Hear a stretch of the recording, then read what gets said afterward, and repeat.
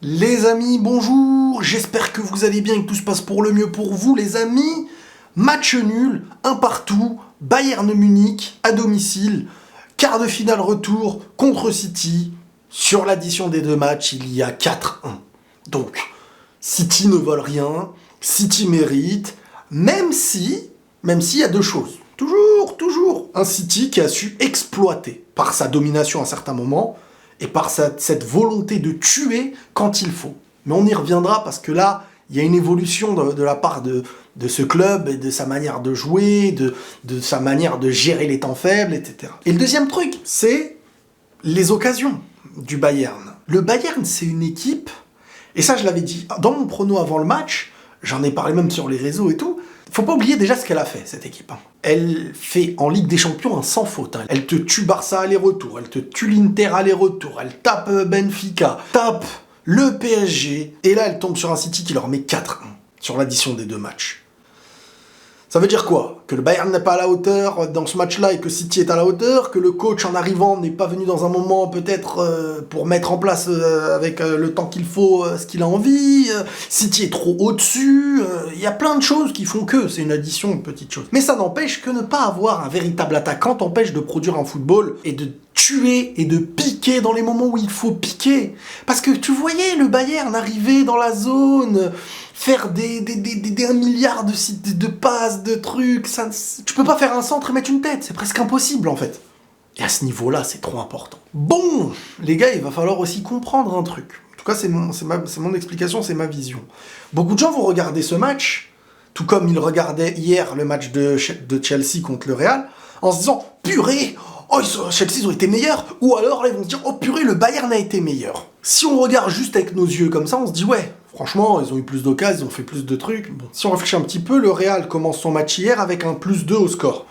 Et ça se termine, bon, avec un plus je sais plus combien. Aujourd'hui, City commence avec un +3 au score. Tu sais qu'il y a une équipe qui arrive, elle se dit on a 3 buts à rattraper au minimum. Donc forcément, on va prendre plus de risques qu'une autre. Et City, ils sont au courant. Donc ils vont pas. Et là, essayez de bien comprendre ce que je veux dire parce que les gens n'arrivent pas à comprendre. Ce n'est pas une acceptation, genre on commence, allez, dominez-nous. Non, c'est que si on a possibilité d'avoir le ballon, on va essayer de vous empêcher, on va essayer d'exploiter. Mais la psychologie de base, elle est que c'est à toi de venir chercher et nous, on va exploiter. Donc dans ce moment et dans ce duel psychologique, tactique, football, il se passe qu'il y a à un moment donné forcément la supériorité offensive vers celui qui a 3 buts de retard. Celui qui doit aller rattraper des buts. Jusqu'à petit à petit se déséquilibrer. C'est comme si dans un round, voilà, on va prendre le dernier round d'un combat de boxe. Le dernier round, tu gagnes au point. Tu sais que c'est le gars qui va venir foncer sur toi. Tu sais que lui, il a juste ça pour gagner. Et que toi, si tu gères, tu gagnes. Donc, tu as deux options. Soit tu gères et tu gagnes, soit tu sais qu'il va se jeter et prendre des risques et t'exploites. Et ce que le Real fait hier, c'est Chelsea pousse, Chelsea joue bien, Chelsea peut marquer. Mais tant qu'il marque pas, le Real n'est pas brusqué. Le Real ne se sent pas en danger. Le Real est dans un environnement paisible où ils vont tenter d'exploiter dès lors qu'il y aura soit un peu plus de fatigue en face, soit moins d'efforts, soit des failles et les espaces se font. Et le Real les exploite. Et aujourd'hui, c'est pareil. Tant que le Bayern ne marque pas, City sont dans une manière de gérer. Donc croire que ce match aurait été ainsi s'il y avait 0-0 et que c'était un match pour la qualif, c'est une erreur de penser comme ça. Donc moi, quand je vois des analyses de personnes venir dire « Oh là là, ils les ont poussés, City là ne pouvait rien faire, c'est le meilleur match qu'ils ont, c'est le match le plus dur qu'ils aient eu à jouer. » Prenez en compte qu'il y a 3-0 à l'aller et que tu joueras jamais comme si c'était 0-0. Maintenant, peut-être qu'à 0-0, mais voilà, c'est un match aller-retour, bien géré, à l'aller et au retour. City, sa victoire, elle leur est due à eux en premier lieu. Et je voulais revenir aussi sur ça, parce que la dernière fois, je m'étais mal fait comprendre. J'en avais même pas parlé en vidéo, et c'était sur les réseaux que je m'étais mal fait comprendre. Upamecano est fautif côté Bayern, à travers la pression qui est mise par City, à travers tout ce qui l'a poussé à être mentalement en difficulté, faire ses erreurs. C'est de sa faute. Ça n'empêche que City exploite parfaitement ses erreurs, mais la pression tout au long du match se retrouve à 3-0. On peut pas dire « Oh, c'est que Upamecano et c'est comme ça ». C'est pas que ça, le football. C'est pas que comme ça. Je veux dire, City, à l'aller et au retour, ils ont géré parfaitement et ils ne peuvent s'en vouloir qu'à eux, dans le bon sens, pour cette victoire. C'est grâce à eux qui se qualifient. C'est pas genre, dernière seconde, il y a 0-0, et ils se prennent un but contre leur camp. Non, je veux dire, il y a 4-1 sur l'addition des deux matchs. Ça aussi, il faut le comprendre. C'était pas pour défendre Upamecano que je dis ça. Upamecano est fautif. Même dans un moment, en plus, où c'était un temps fort. Mais un temps fort pas exploité. Un temps fort pas exploité. Et City a exploité ces temps forts. Ce City est un Real Madrid... je veux pas dire amélioré, parce que bon, le Real, pour l'instant, c'est eux qui s'en sortent, mais quand même avec une ossature technique, maîtrise, qui est incroyable. Parce que ce City-là, aujourd'hui, qu'est-ce qu'il est? C'est déjà une équipe avec ce psychopathe de Pep Guardiola. Tous les joueurs, athlétiquement, ils sont là. Physiquement, ils sont là. Techniquement, ils sont là. Donc déjà, il y a très peu de gâchis, très peu de mauvaises choses, mais voilà, la Ligue des Champions, c'est pas... tout est calculé. Pep est parfait quand tout doit être calculé. Dans l'aspect où le calcul n'opère plus, c'est là qu'il peut se passer quelque chose. Et ça aura... Je vais essayer d'analyser ça dans mon pronostic que je ferai un peu plus tard de la demi. Alors, je sais pas comment ça va se passer là. Qui accueille au retour, domicile, extérieur, ça c'est, je sais pas c'est quand on va le savoir aussi, parce que j'ai besoin de savoir, parce que je risque d'aller voir le match au Bernabéu. Donc soit l'aller, soit le retour. Purée, si c'est le retour pour une qualif, ce serait une dinguerie. Mais bon, on en est loin, parce que City c'est vraiment l'équipe presque impossible à battre aujourd'hui. Je sais pas comment ça va se passer, on verra. Mais... comme je vous dis, voilà, c'est l'équipe qui est dans la parfaite maîtrise. Bon, on va parler d'Erling Haaland, qui rate son péno. Mais quand tu rates et que derrière tu réussis, c'est le mental, et c'est là aussi où tu vois l'avantage qu'il a. Je veux dire, le comportement d'un Upamecano, qui, je veux dire, est top défenseur, voire l'un des meilleurs pendant longtemps avant d'affronter le Bayern, dans l'année. Le comportement qu'il a vis-à-vis d'un Haaland, tu te dis purée. Alors oui, c'est collectif, etc. Mais l'individualité Haaland, qu'est-ce qu'elle pèse. Waouh!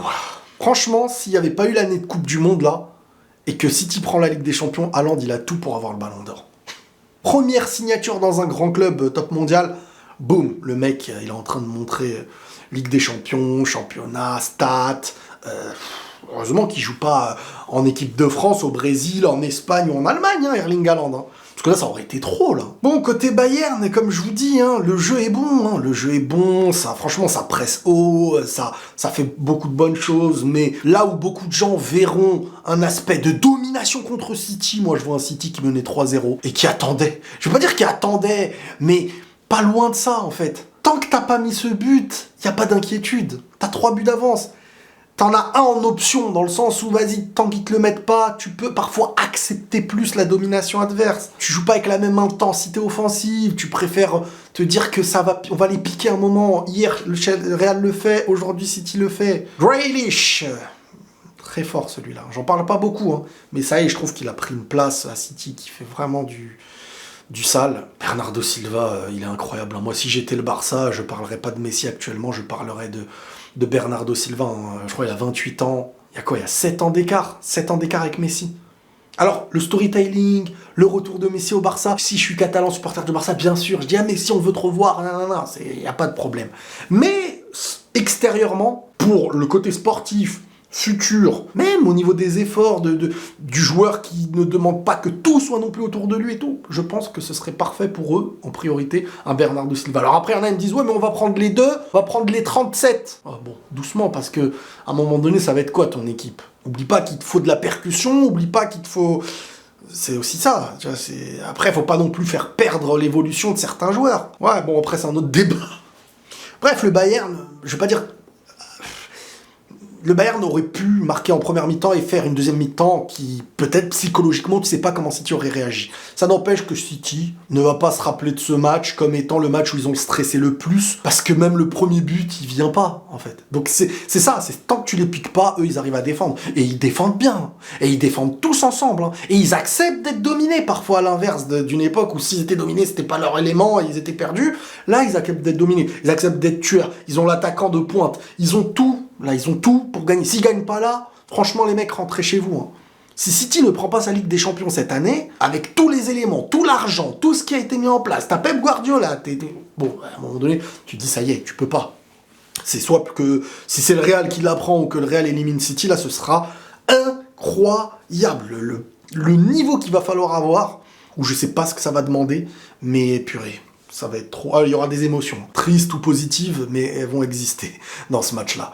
Bref, voilà, le Bayern, bon, bah, voilà, hein, tu lances Sané, machin, il rate les occasions, t'as Mané qui, perdant avec Liverpool, perdant en allant au Bayern, perdant pour Liverpool de le perdre, ça c'est un joueur, c'est un petit joyau, c'est top 2 Ballon d'Or l'année dernière derrière Benzema, c'est un mec, tu te dis, purée, il est intelligent dans le jeu, il est généreux, il est... Et là, il se retrouve presque comme un vulgaire joueur, traité comme un autre, quoi.